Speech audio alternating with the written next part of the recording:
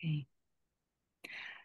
Hello, everyone. Thank you so much for joining us today for the second webinar in our Sustainability Knowledge Hub series funded by Initiative Musik. I'm Eva Balaban, the Sustainability Manager at the Berlin Music Commission, and it's my pleasure to welcome you to this session titled Measuring Your Impact, Carbon Emissions and the Music Industry. This webinar is a key part of our efforts to provide the music and event industries with the tools and knowledge needed to foster meaningful sustainability practices. I'm thrilled to introduce our speaker, Alex Fintoni. Alex, thank you for sharing your expertise with us today. Would you like to briefly present yourself? Yes, thank you very much for having me. So my name is Alex Fintoni. I'm a carbon analyst and sustainability consultant, primarily working for A Greener Future, AGF. So we work with festivals, venues, or companies within the live event sector, and I help them calculate and quantify their carbon footprints and work on sustainability strategies to reduce their environmental impact. The topic is carbon footprints within the live music sector. This is a very, very, very broad topic. So I've tried to distill it to a sort of introduction in terms of for anyone who's maybe new to the topic or has sort of a general awareness of it. So this is sort of the key topics I'll focus on today. So it's first of all introducing AGF. For those of you who don't necessarily know, A Greener Future, although it seems from the earlier introductions that a lot of you are aware of it. And then sort of focus on a bit of background, the what and why, so what are carbon emissions and how they relate to the live music sector, before really starting a bit of an introduction and overview of really where to start if you want to consider looking at calculating your carbon footprint or at least understanding the carbon emissions from your activities if you're a festival organizer, a touring artist, a band, or a venue. And at the end, I'll also provide a bit more information on existing tools and databases you can use to help with that process. And then I'll try and make sure to keep some time at the end for any questions or additional conversations and queries that might come from the talk. So first of all, A Greener Future. We're not for profit that's focused on sustainability in the live event sector. We primarily provide a certification process for festivals, for arenas and events. So we assess different events, different venues, and also suppliers now against sustainability criteria. We also provide training and research and sort of more bespoke consultancy, which includes my main topic of work, which is CO2 carbon emissions and net zero strategies. Beyond that, we're part of various industry groups, and we also organize the Green Events and Innovation Conference each year in London. The next one's happening at the end of February, so if that's of interest, please come. It's very fun, lots of interesting discussions. Okay, to the fun part. A bit of background. I appreciate that some of you may have some prior knowledge about carbon emissions, but I thought it'd be good to sort of provide a bit of landscape and background to why we're talking about this and why this is of interest. So carbon emissions is a sort of common term used to describe greenhouse gases, of which carbon dioxide is the most important. Greenhouse gases are gases that trap heat within the Earth's atmosphere, creating what is called the greenhouse effect, and hence why they're called greenhouse gases.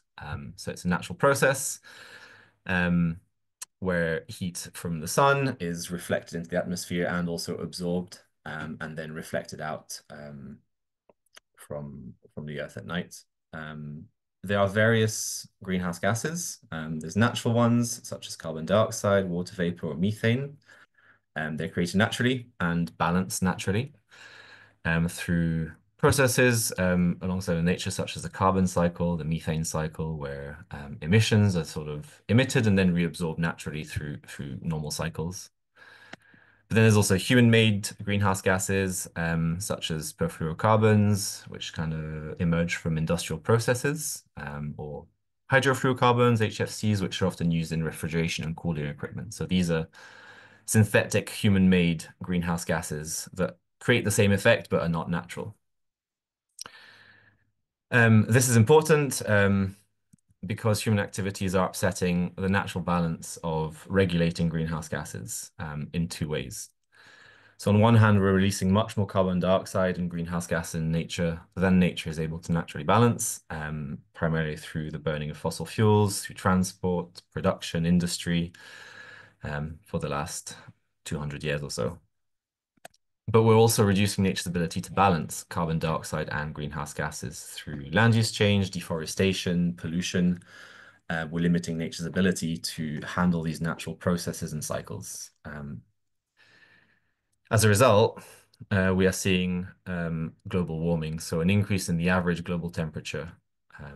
This is what we've sort of experienced and seen over the last 200 years, a very net increase in average global temperatures. And as a result, that is accelerating climate change. Climate change being a natural process, but that is being accelerated and made more extreme, more unpredictable by this rise in temperatures. So from this background, when we talk about a carbon footprint, we're referring to the total amount of greenhouse gases that are released into the atmosphere as a result of an individual, an organization, or anything else, a nation's, for example's actions. So it's usually measured in what we call tons of CO2 or carbon dioxide equivalent. So this is a term that you'll see quite a lot if you start looking into carbon footprints and start monitoring your emissions. And what it means, it's a metric to align all the different greenhouse gases under one unit. Greenhouse gases trap heat in different ways, with different what they call global warming potentials. And a ton of CO2 or kilogram of CO2 is a measure of how much energy the emissions of 1 ton of a greenhouse gas will absorb over a given period of time compared to 1 ton of carbon dioxide. So, for example, methane, which is a common greenhouse gas in agriculture, for example, has a global warming potential which is 28 times higher than carbon dioxide. While HFCs, which are human-made greenhouse gases, have a global warming potential that's 14,000 times higher than carbon dioxide. So the CO2 equivalent measure is a way to sort of account for all these different greenhouse gases under one unit. When we're looking at carbon footprints, this is the, I guess, official designation from the Greenhouse Gas Protocol, which is one of the leading methodologies to consider and account greenhouse gases. And really what we're dividing, how we categorize emissions is into direct or indirect emissions. To put it in a much simpler way, direct emissions are really emissions directly resulting from the buildings, the processes or vehicles which I operate or which I own. So they're emissions that are emitted from my direct actions. Indirect emissions are everything else, and which is why indirect emissions are often represent the highest impact of a carbon footprint, also the harder to calculate. So indirect emissions include any emissions created offsite or within my supply chain from processes or vehicles or actions which I don't own or which I don't operate, but which are a direct result of my activity. So for example, a direct emission would be me driving a car that I own. I am in control of the car, I refuel, those emissions are direct. Emissions from waste, for example, are considered indirect. So although I generate the waste, I throw stuff away, the emissions come from the incineration of the waste or the landfilling of the waste, which happen somewhere else. So they're indirect. And this affects everything. So if as part of I own a venue and I order in materials, for example, the emissions from the production of the materials and the transport of materials are indirect, but they're still part of my activity. They happen because I ordered them. So they are part of my footprint, but categorized as indirect. So this is a very, very brief overview of the categorization, I guess the naming and the background. But why is it important? So as I mentioned, global warming and climate change are happening. They result in increase in average temperatures affecting certain regions more than others. It's getting warmer everywhere on average. This has a big effect on everyone, and particularly music festivals, events and concerts. One example, I think, is Boom Festival that had to change its dates from August to July because it's simply now too hot in August. At the same time, we're seeing more and more events having to deal with extreme heat, which create health and safety issues, which create other problems. So it's affecting the whole industry in that sense. Um,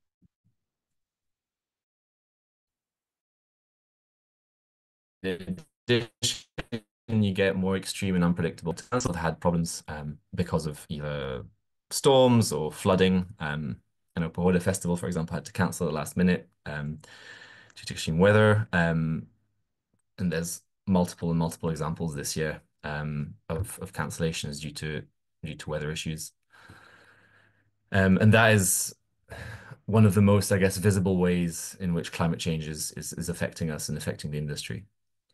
But more broadly, climate change and global warming are affecting biodiversity and wildlife, and I guess the general society, so food systems, extreme weather disturbances can affect, crops and agriculture, which, has an impact on food supply chains and services. So it also has broader effects beyond the sector. So because of all this, there's international national regulation coming in. A main driver for this has been the Paris Agreement to try and limit emissions to 1.5 degrees. And I guess through this, a lot of countries are setting targets to reduce and quantify emissions. And this is having a trickle-down effect to various sectors of each country. In the EU in particular, the CSRD, Corporate Sustainability Reporting Directive, is coming into play. I think this year and over the next 2 years will start to affect more and more companies. So this might not mean much if you're a small venue or a band in itself. But if you're part of a larger group, part of a larger venue, this might be something that you're already aware of, or that you might have to start reporting on. So you might have to start sort of collating data to monitor your emissions and monitor your environmental impact. At the same time, there's also sector and public demands. As more companies, venues, or events within the sector are starting to report their emissions, there's a trickle up and trickle down effect to take action. So one way to consider this is my direct emissions are someone else's indirect emissions. So if a festival is wanting to calculate their carbon footprint, they will start asking their suppliers, their production company, their artists to provide data and to provide information on their emissions. So it creates a bit of a snowball effect in that sense. But there's also wider benefits that are not strictly relating to carbon. One benefit of reducing emissions is reducing air pollution, particularly in cities. Going towards low emission or zero emission generators vehicles can help with public health, things like that. If you're looking at reducing your carbon footprint, you're also hopefully looking at reducing resource consumption or using less but better. Reducing waste, broadly reducing pollution and the use of toxic chemicals or synthetic chemicals. In some cases, it can lead to cost reductions as well. But this is one of the important ones I find is it improves your knowledge of your supply chain and partners. If you want to calculate your carbon footprint, you need to engage with everyone you work with and you need to ask them what they're doing. And it helps you get a better understanding. And that's some of the feedback we get from a lot of events or people we work with is that the process of capturing this data, of collecting data to calculate your carbon footprint really helps understand and see the impact of who you work with. And that in itself can make you rethink who you work with or who your partners are. So that was a brief high level of what and why we're talking about carbon emissions. So the next section, I'm going to bring it a bit more specifically to the live music sector and also talk about how to start collecting data, what information you will need to look for, and how to collect it. To give a bit of an overview, I guess there's a few stats. So in the UK, it's estimated that the live music industry generates at least 400,000 tons of CO2 per year. So this is at least it's an estimation, and it's likely a lot higher. There was an interesting study done by Resident Advisor, and they found that their top 1,000 DJs generated at least 35,000 tons of CO2 in 2019 from travel, mainly from flights. And that's about 35 tons per DJ a year. And this doesn't include hotel stays, food and any other kind of travel, I guess, between hotels, between airports, between festivals, such as, cars or taxis. And everything else around the live events sector has an impact. So the merchandise production, record production, event waste, touring travel, all has an environmental impact and create carbon emissions. There was also an interesting estimation made by one group that was looking at Taylor Swift's merchandise impact over the Eras tour. And I think it was based on the fact she made, I think, $200 million from merchandise. And if they portion that to t-shirts, that's about 19,000 tons of CO2 emissions from textile productions from t-shirts. So really the emissions from live music industry aren't always just transport or energy, it's everything around the sector. And this is something that some may be familiar with, but this is how how we would categorize, I guess, the key emissions within the live events and music industry. If we were to group them together to help, I guess, to help capture information and to help sort of calculate emissions. So there's sort of anything relating to energy and fuel, vehicles, there's waste and wastewater. And then we try to sort of categorize separately audience travel, artist or performer travel and hotels, anything that's relating to production vehicles, to suppliers coming and bringing in materials. Food and drink is a big one. That can have a very big impact. I'm going to show in the next slide as well. As I mentioned, anything relating to materials, decor, signage, merchandise, anything you need to buy in for the event, that has an impact in terms of production, in terms of getting it to your event. Transport for your staff and crew that you hire for the event or for your venue. And lastly, there's digital activities. I've put that to the side because it's quite a new sector that we're trying to, I guess, account for. It is likely to be quite big, but it's quite new in terms of how it's understood. So at the moment, it's still evolving in terms of how to account for those, but it's something that over the next few years will likely become more common in terms of being part of a carbon footprint. This is a study that we undertook as part of AGF as a bit of a review of footprints of various festivals that we worked with over in 2023. So for a festival and a concert, we typically measure emissions over the duration of the event. So if it's a one-day event, the emissions will be relating to this one day with some days on either side for build and break. But this sort of shows the sort of average breakdown in terms of what emissions are responsible within the carbon footprint. So audience transport is in beige, and as beige, orange gold. And as you can see, for all types of events, it tends to be the biggest impact. That's hopefully nothing new. Audience travel is one of the key issues facing the live music industry. In dark green, though, is food and drink, and that's something that we've seen quite a lot, and other events are seeing, and who are not necessarily working with AGF, but it's corroborated that food and drink is often the second or third largest source of emissions, particularly at festivals, and particularly if you serve meat. Festivals that tend to go vegetarian or vegan, we've seen a nearly 30 to 50% drop in emissions. But this sort of gives you a sort of overview of what impact different emission categories have. So for events and festivals. For venues, this is a bit different. We assess emissions from venues or companies over 12 months. So it takes a different breakdown. Energy particular tends to have a much bigger impact because we're accounting for the energy over 12 months rather than just a day. This is a result from a study from French and Swiss venues, mainly small and medium-sized venues. For larger venues such as arenas or stadiums, audience travel can sometimes go as high as 90% of the total footprint. And everyone is generally interested in touring. and there's been a lot of talk, particularly in the news recently, with Taylor Swift and also Coldplay and the better side of the examples. So just an example, the Rammstein 2019 tour, I think they used 90 trucks was and traveled to sort of 24 European cities. So that in itself, just from trucking, would have resulted in at least 2,000 tons of CO2 emissions. There was recently a lot of talk about the Adele residency in Munich, creating one temporary venue where people travel to reduce production transport, which it did, but it also increases audience travel. And there was a sort of informal study made that it would have generated about 77,000 tons of CO2 from audience travel coming to Munich.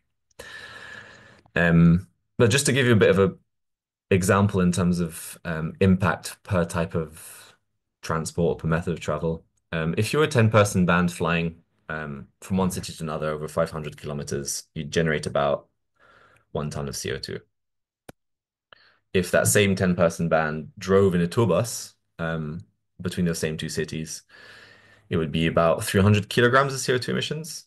And if that same band traveled by train instead of by car, it would result in about 200 kilograms of CO2 emissions. So hopefully this is slowly making you think in terms of your experience or the sort of industry, how you travel, what you use, how you organize your tours, how you organize your travel, can have a very big effect very quickly. In terms of where to start, if you were to, someone gave you the topic of, or the task of calculating the carbon footprint, where does one start? And that's quite a big question. The first one is how do I know what should be included in my carbon footprint? Generally speaking, if it's necessary for your event or service to take place, it should be part of your carbon footprint. There are some cases where people tend to try and exclude certain categories or saying, oh, I don't control that. I don't have any, it's not my responsibility. But this sentence is a good way of generally quickly figuring out if you need to account for it or not. If removing it will affect your event, it means it should be included in your carbon footprint because it's important to your event. But it's also important to not let perfect be the enemy of good. It's always better to start somewhere and then improve over time. This is quite a good way of thinking. You can always wait longer or try and find the perfect data, but you might never start if you do that. So always start with what you have, start somewhere, and then you can improve over the years as you go along. Broadly speaking, if you were to do the exercise of a carbon footprint, you want to start with first we call the emission category activity data. So for each category of emissions, for example, that we looked further above, so either it's power or waste or transport, there is certain data that you need to capture. And this can be, this varies depending on the category. So for example, for electricity, you want to understand how many kilowatt hours you've used, so the measure of how much energy you've utilized. If you're looking at waste, you're wanting to understand the tons of waste, per waste side, how much recycling waste, how much general waste, how much paper waste. For materials purchased, you want to sort of understand what types of materials you've purchased and how much. For transport, as we talked about, it's understanding how far you traveled and how. And where possible, how many people traveled. So this is the data you have to start to collect. And then to calculate the carbon emissions or the equivalent emissions from those activities, we use what we call carbon emission conversion factors, or more commonly called as emission factors. So these are the average greenhouse gas emitted from that activity per unit. So you will often have, kilograms CO2 per kilowatt hour. So that allows you to understand the kilograms CO2 required to produce 1 kilowatt of electricity on average. The unit is very useful, and it gives you pointers on what data you need to capture. So if you're using, for example, an online carbon footprinting tool, you've managed to find or pay for an online tool, it will ask you to collect data. and it will tell you which units to look for. And this informs the data you need to collect. So for example, this is a emission conversion factor for the impact of sending clothing waste to landfill. So this says that it's 496 kilograms of CO2 per ton. So this tells you that the information you need to capture is the tons of clothing waste and also where it went. So did it go to landfill or did it go to recycling? For rubber and plastic products, for example, in this case, it's saying that you have a certain amount of CO2 per euro. So this tells you that the information you need to capture is what materials, how much rubber and plastic products I purchased and what was the value of it. And this is for each emission category. For each emission factor, you will always be given a unit, and that puts you in the direction of what data you need to collect. So you're not starting completely blind. In this case, for domestic flights, the unit here is passenger kilometers. So it tells you that you need to capture information on the number of passengers and the distance they traveled. So it can be a bit daunting when you see all the categories and start to sort of understand all the types of data you need to potentially collect to be able to calculate and convert your data into emission factors and into carbon emissions. But there's three, I guess I typically divide the data into three categories. So the first one, there's easy or commonly available data. And that very often is sort of linked to direct emissions or sort of indirect emissions that you have more influence over. So energy use, waste, water, or any vehicles that you own or hire. It's easy in the sense that it's data that you have access to because you either pay for it directly or it's information that you can record or monitor yourself. So electricity use, you can always, well, most frequently you can collect through meter readings from your own site. Waste, you pay for the waste uplifts, and therefore waste contractors will give you that data. Medium difficulty data is data that you have access to or that it's from activities that you pay for, but there is a bit more planning to collect it. So this can be materials purchased, it can be, staff or crew travel, or food and drink if you're in control of the bars or the kitchens, for example. It's information that you will need some planning to collate the information. So you might need to set up a staff survey, or you might need to analyze what you've purchased and kind of rearrange your procurement data, for example. Or you might need to look at your till systems to look at what you've sold in terms of drinks. So it's data you have access to, but you might need to sort of plan a bit to collect. And the hard part, what we call hard data.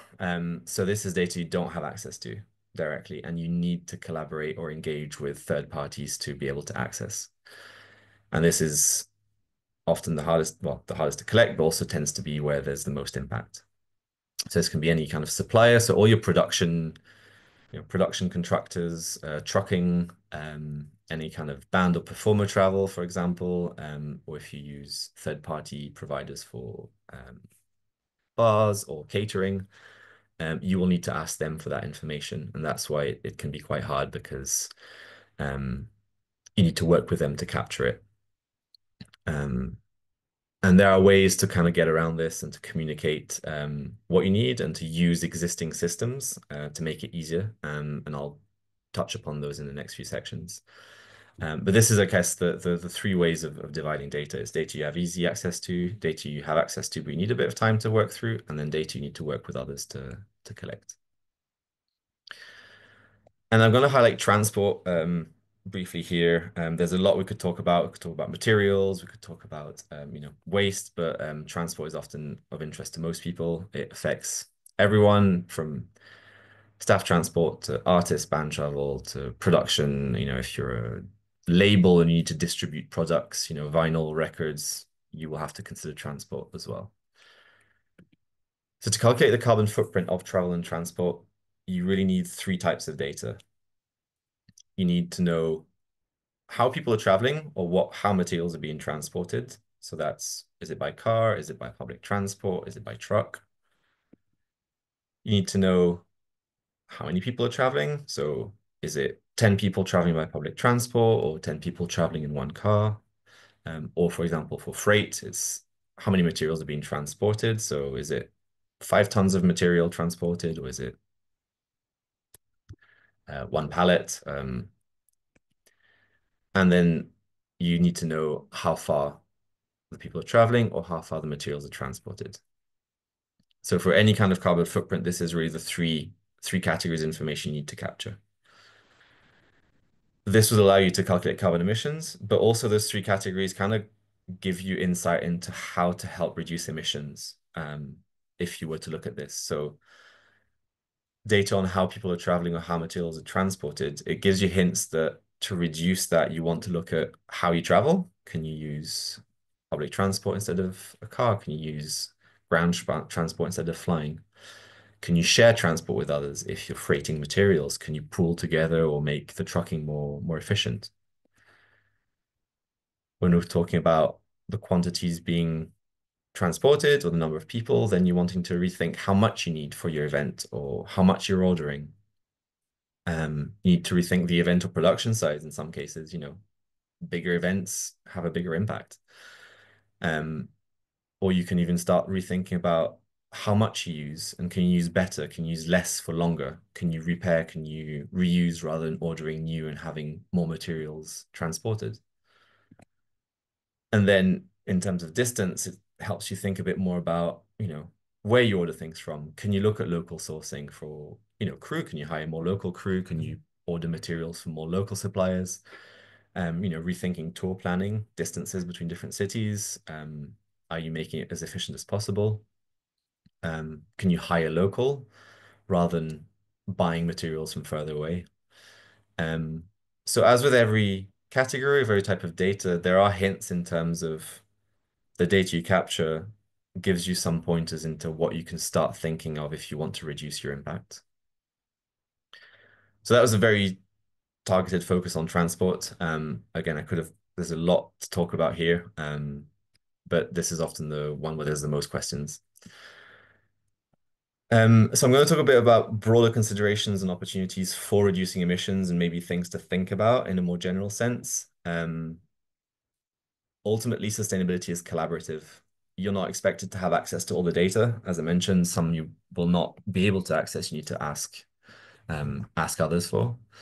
Um, and calculating and reducing your carbon emissions will ultimately rely on partnerships, collaboration, and cooperation.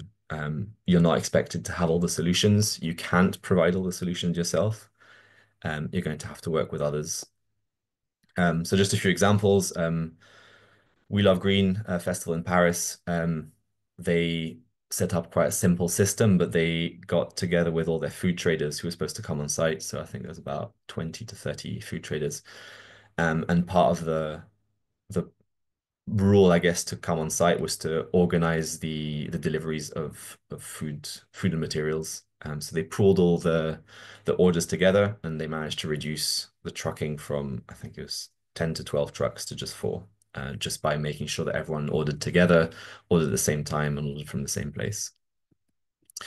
Paradiesgarten Festival in Vienna, they partnered with the local railway company to offer free night trains back to Vienna. I think they're located maybe 30 or 40 kilometers outside of the city. And doing that doubled the number of audience members using the train, and had a very big impact as a result on their carbon footprint. It'd be a shame not to talk about Coldplay because they're one of the most advertised bands working on this. But as an example, they have unavoidable flights as part of their tour. They need to fly certain places. So to reduce their impact there, they partnered with a company, Neste, to only use sustainable aviation fuel to reduce the impact of air travel when they had to.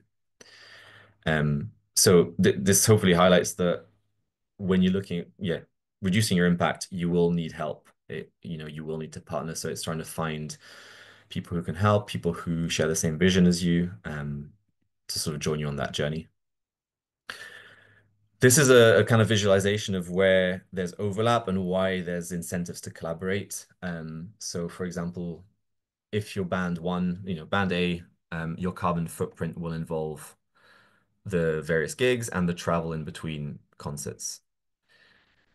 If you're a festival, your carbon footprint will include the travel of that band to your event and away from the event. So there's, between festivals and bands, there is an incentive for everyone. If a festival wants to reduce their artist travel emissions, they want to work with the artist to understand how that can happen. And the more people are involved, the more there's maybe incentive to collaborate, costs can be shared, solutions can be found. A lot of it is also thinking smarter. It's not trying to reinvent the wheel. Particularly in terms of data collection, it can seem very daunting when you see all this data that you need to collect. And a lot of the time, it's possible to use existing systems that you have in place. For audience travel, more and more we're seeing, rather than trying to set up your own surveys, using ticketing platforms to collect audience travel data when they buy a ticket. So, you just add a few questions at the point of sale process. When if you want to collect crew travel, if your festival or your venue has an accreditation system or crew need to sign in, you can simply add a few questions at that stage, and begin collecting that data just as part of everyday operations, to avoid having to maybe create a completely separate survey or set up a completely different system. Till systems are really useful because they collect really good data on sales and for food and drink. So in some cases, it can be simply editing the till system to include just an additional column or additional option. And this allows you to very quickly have access to, for example, total liters sold or total types of meals sold. And everyone uses a till system to sell products or to sell drinks. So this is quite a good way of capturing that information. Other options, for example, for arenas and for venues, there's a vehicle booking system. You need to, register your vehicle coming on site, and that's a really good way of capturing data on where people came from. So similar to ticketing platforms, it's often simply tweaking the existing system to add a few questions, asking people, to register the type of vehicle and where they came from as part of their registration system to come on site. As part of all of this, it's a long-term project. It doesn't happen overnight. As I mentioned at the start, you start small and sort of improve over time.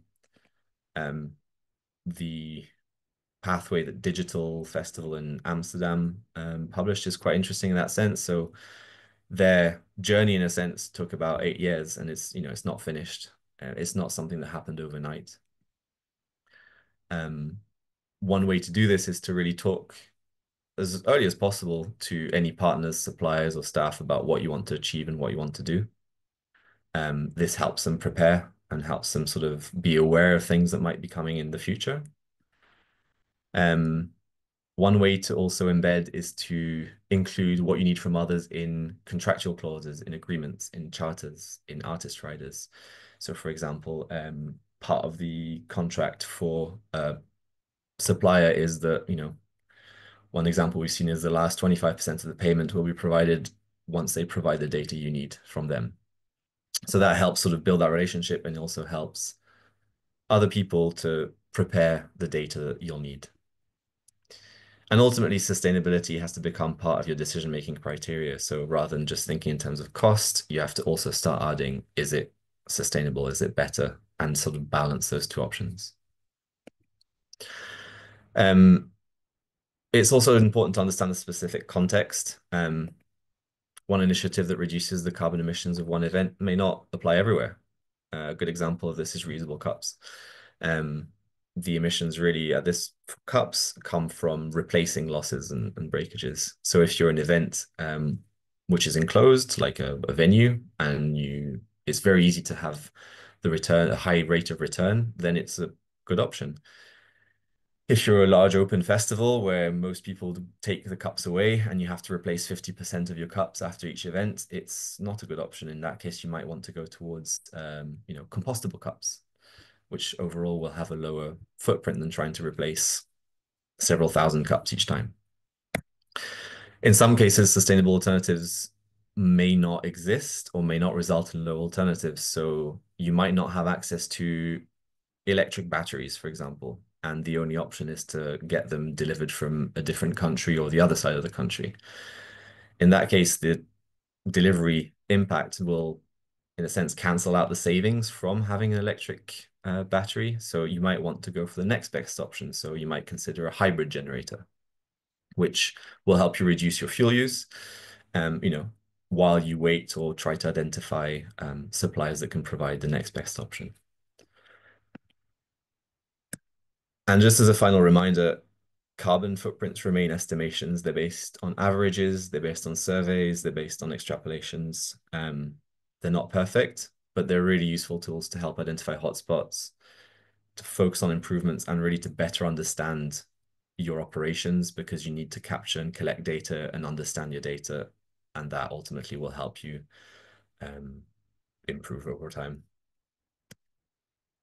So as a final category, I realize that I'm trying to keep some time for questions as well. But I thought I'd give a bit of an overview of existing tools and databases if you want to get started.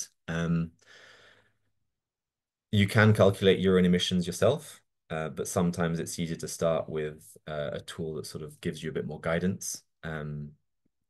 So there are a number of different ones. There's some which are maybe more in-depth and comprehensive that help you really calculate your emissions in quite a lot of detail. It also means you need to collect a lot of the data, a lot more data. The Green Producers tool is a really good one. Trace by Isla, Impactall, or Green Deal Circular Festivals all have really good platforms. You might be familiar with some of them already.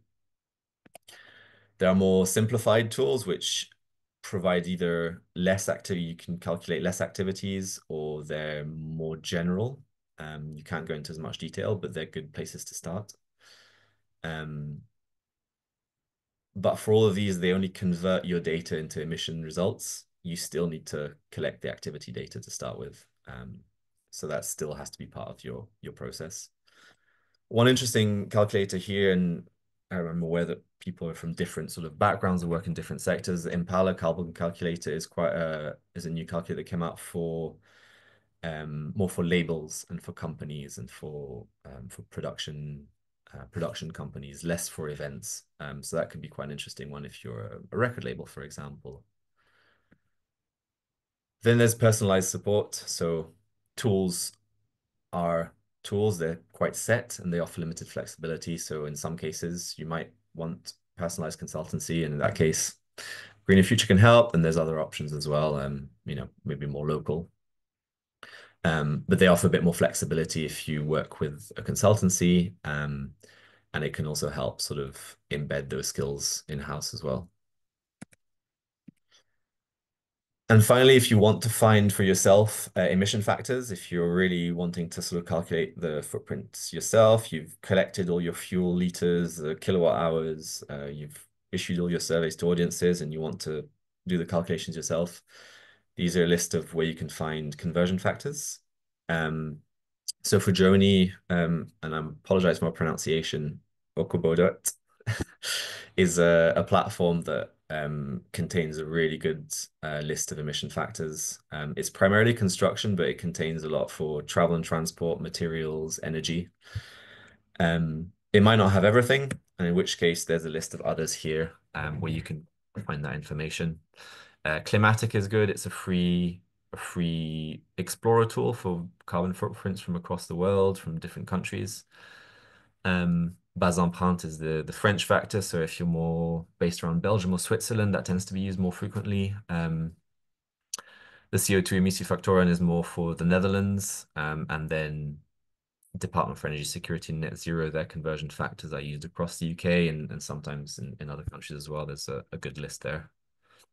And if you want to learn a bit more, and if you want to get a bit more training and sort of, I guess, official stamps in terms of carbon footprints, these are two that I recommend. There's lots of consultancies that provide training, but the Greenhouse Gas Protocol has an e-learning portal, which is really good. And the Greenhouse Gas Protocol is really one of the main frameworks for calculating greenhouse gases, so it's a good place to start. And IEMA is the Institute of Environmental Management. So they have lots of training through certified consultancies or certified partners if you want to start calculating or learning more about carbon emissions. and that's me. So thank you very much for listening. I hope this was, it was quite a quick run through for a very, very large topic. So I appreciate I didn't cover everything, but hopefully it was a start and an introduction um, to how to calculate your carbon emissions, and hopefully it hasn't scared you either.